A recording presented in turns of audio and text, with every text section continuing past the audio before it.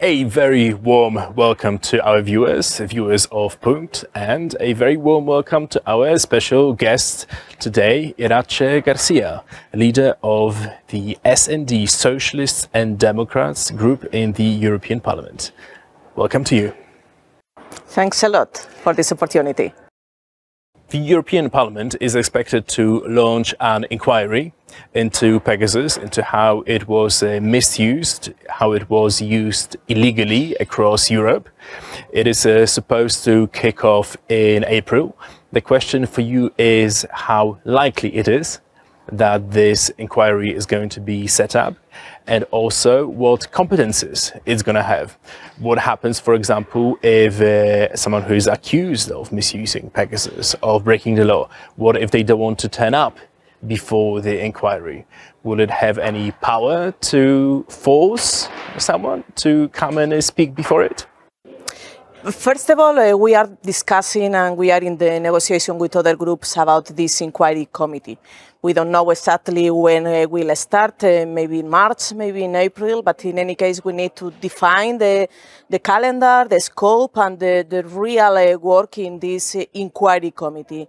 It's a competence for us as a European Parliament to organize this type of initiatives. We have information about Pegasus, what is happening in this moment in Europe with Pegasus, and it's so important to investigate what is happening and what we can do as European Union. We can have a competence in some issues, and first of all, we need to start with the inquiry committee. We need to open the exchange with experts, and it's essential to make a conclusion. In these conclusions, we will put on the table what we can do, if we can ban something or not, if we can apply the European legislation to prevent this type of situations. There are real information about what is happening. International transparency say that governments like in Poland use Pegasus to spy on opposition, NGOs, journalists, and it's totally unacceptable, this type of situations. And we will investigate what is happening, and we will try to put a conclusion about how can we prevent this type of situations.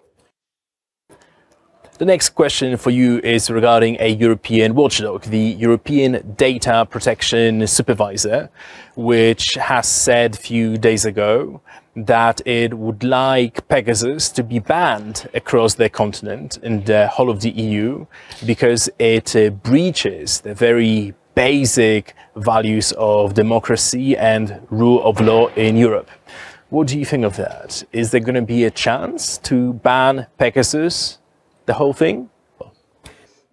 We have to study what is happening, and we have to study if it's possible to do something. We are speaking about ban one system. I don't know if it's possible or not. Maybe we can try to do something if they are doing against our rights, against the rule of law, and we can have instruments to determine in which cases can be used or not. But in any case, it's too early to decide about it. It's important to respect this inquiry committee. We need to have all information and finally to take some conclusion. The European Court of Justice has ruled on Wednesday that countries that violate the rule of law will have their funds withheld from them. And the question for you is, what message would you like to send to Mr. Morawiecki? You said at a press conference yesterday that the time to twiddle our thumbs is over. So what does it mean? Does it mean that this is the end of playing nice with Poland? Europe, the European Union, is not a market. The European Union is a political project with common values, and it's essential to respect the rule of law. This ruling supports our position as European Parliament with this mechanism to do the link and to activate this mechanism to do the link between the budget and the rule of law. And it's not an instrument against any country. It's an instrument to guarantee the respect of our common values. It's essential to understand that the next step has to be activate this instrument. The European Commission has to do it. Poland is a European country, and we are not acting against Poland. We are acting against the government who doesn't respect the rule of law, and the European people and the people who are now in Poland defending their rights want this position with the European Union to activate this mechanism. It's essential, and I want to insist. We want Poland in Europe, and for this reason, we need to defend the European project, and we need to defend the rule of law. Also, the argument goes that withholding of the European funds will not have an impact on the government. It's not the government, it's not the ruling party who is going to pay the bill, but it's going to be the Polish people, the citizens of Poland, who will suffer as a result of those funds not coming through. What do you say to this argument? We are insisting on it, and we work it with this legal instrument. For us, it was so important to determine that these penalties has to be with the government, not with the citizens. And we will see how can we do it to guarantee that the citizens will have access to these funds, maybe directly with the NGOs, with some organization, with the local organization.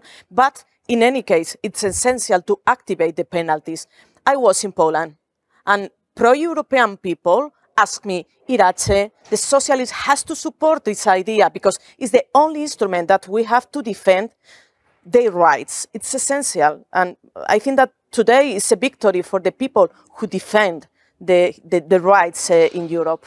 Okay, so if the financial sanctions against Poland don't work, if withholding of their funds does not have any effect and the Law and Justice government keeps doing what they're doing, what is their plan B for European Parliament, for European Commission? Are there any other types of sanctions that you could perhaps impose on the Polish government? The European Commission has to decide about these next steps, needs to activate the instrument, and we will see what is the proposal and how can we guarantee that the budget will be in the people and not in the governments who are acting against the rule of law. But in any case, now we are waiting for the European Commission. We asked for it during the last year. The argument by the European Commission to don't act was wait for this ruling. Now we have the ruling on the table and we cannot wait more time. The European Commission has to activate the mechanism. Okay, the last question for you today is a slightly more political one. There's an argument that if we withhold these funds from Poland, as a result of that, those voters who have some Eurosceptic sympathies, perhaps voters who vote for law and justice, as a result of those funds being withdrawn, they will be able to say, oh, you know what, we were right from the beginning. Those guys are against us, they gave funds to everyone else, but they didn't give funds to us. So as a result of that, what could happen is that those anti-European, Eurosceptic sentiments could perhaps become stronger. Is there a way to perhaps combat that feeling in the Polish society? I think that no. And I think that the pro-European people in Poland want this type of instruments. I insist, I was in Warsaw and people was very clear with me, we need Europe. And Europe means rule of law. And Europe means rights. And we have here to defend their rights. The rights for the Polish people. The Eurobarometer was very clear in the last year.